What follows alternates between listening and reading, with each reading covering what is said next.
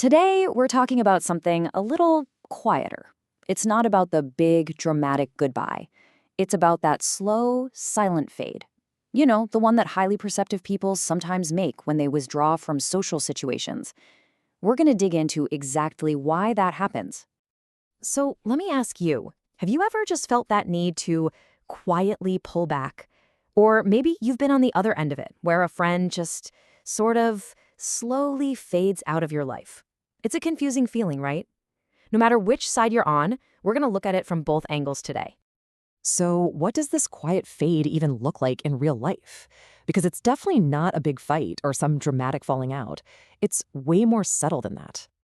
Yeah, this is probably going to sound familiar. It starts with the little things, right? The replies to your texts get later and later. Plans get canceled again. And then you suddenly realize, wait a minute, am I the only one starting conversations here?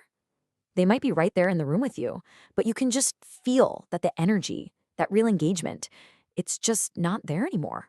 It's like watching a vanishing act in slow motion. Now, it is so easy to see this from the outside and, take it personally, but what if it's not what it looks like? What if it's not about pushing people away, but about, well, protecting oneself, an act of preservation? And this is where the big misunderstanding so often happens. On the outside, people see it as coldness. They might think you're acting superior or even arrogant, like you think you're too good for them. But the internal reality, oh, it's a completely different story.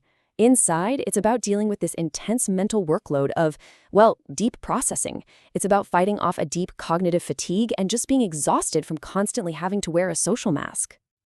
So let's break that down. What really is deep processing? It's not just about being smart or overthinking. It's about how your brain is wired to filter everything. When you're in a conversation, you're not just hearing the words. You're analyzing the tone of voice, the subtext, whether what's being said feels authentic. It's like running this super complex software in the background. So while one person is having a simple, light chat, the other is burning through an incredible amount of mental energy. And to deal with that, a lot of people learn to mask. You know what I mean? You simplify your own complex thoughts just to be understood. You hide what you really think. You pretend to be fascinated by something you're really not. But here's the thing, there's a huge cost to that. It is absolutely exhausting. And over time, it does more than just feel fake. It leads straight to total social burnout. And that burnout leads to this moment, this internal calculation. It might not even be a conscious thought, but it's there. You start asking yourself, is this interaction actually adding any meaning to my life, or is it just work? Is it just requiring effort? And when the answer is effort over and over again, pulling away doesn't feel like a choice anymore. It starts to feel like a survival tactic. And this whole process, it's not like flipping a switch. The last thing anyone wants is drama, so it tends to happen gradually in stages. Let's walk through the 3 quiet phases. Okay, so a lot of the time, the root of this is something called cognitive asymmetry. It sounds complicated, but it's actually pretty simple. It's a fundamental mismatch. One person in a relationship is perfectly happy with routine, with familiar, surface-level chats. The other person, they're craving depth, growth, something with more nuance. And look, neither one of them is wrong. It's just that gap between what each person needs from the connection just gets wider and wider over time. So this is how it usually unfolds. Step 1 is internal disengagement. On the outside, they're still showing up, but on the inside, they've checked out. They've stopped investing emotionally. They're more of an observer in their own life. Then comes step 2, which is reduced availability. Now it's a behavior you can actually see. The invitations get turned down, the texts don't get answered. They're actively creating space. And finally, you get to step 3, quiet distance. The connection might still technically be there, but there's no real intimacy, no forward momentum. It's just hollow. And this is where anyone on the outside just throws up their hands and asks, why? Why not just talk about it? Just explain how you feel. It sounds so simple, doesn't it? But it's usually not that easy at all. And here's the difficult, honest answer. Explaining yourself, well, it assumes the other person has the same reference points to even understand you.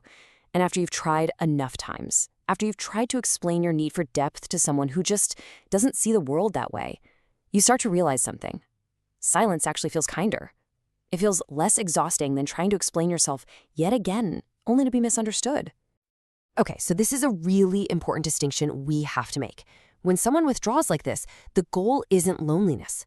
The destination is something completely different. It's solitude. And believe me, the difference between the two is night and day. Loneliness is that painful ache of lacking connection when you really want it. It's a feeling of emptiness. But solitude? That's a choice. It's peaceful. It's about restoring your own clarity. It's not an empty space. It's a space where you can finally unfold your own thoughts without having to constantly translate them for somebody else. And really, this is what it all comes down to. The problem isn't the absence of people.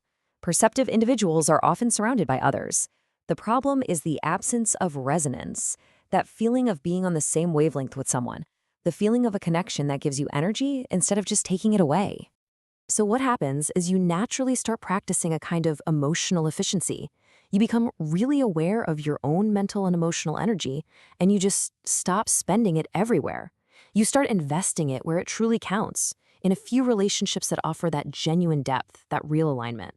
At that point, quality isn't just a preference, it becomes non-negotiable. And when you put all these pieces together, the quiet fade, the need for solitude, that shift in what you prioritize, you see it's all part of this bigger recalibration. It's about moving toward a whole different way of valuing your time and energy. So if any of this resonates with you, if you've ever felt that pull to withdraw, this is the most important thing to hear. It is not a sign that you're broken or bad at being social. It is not a failure to connect. It's actually a successful recalibration, a conscious move away from the static of shallow interactions and toward what actually feels meaningful to you. It's about choosing depth over density. And that's not a character flaw. It's just a different way of being in the world, and it's absolutely okay.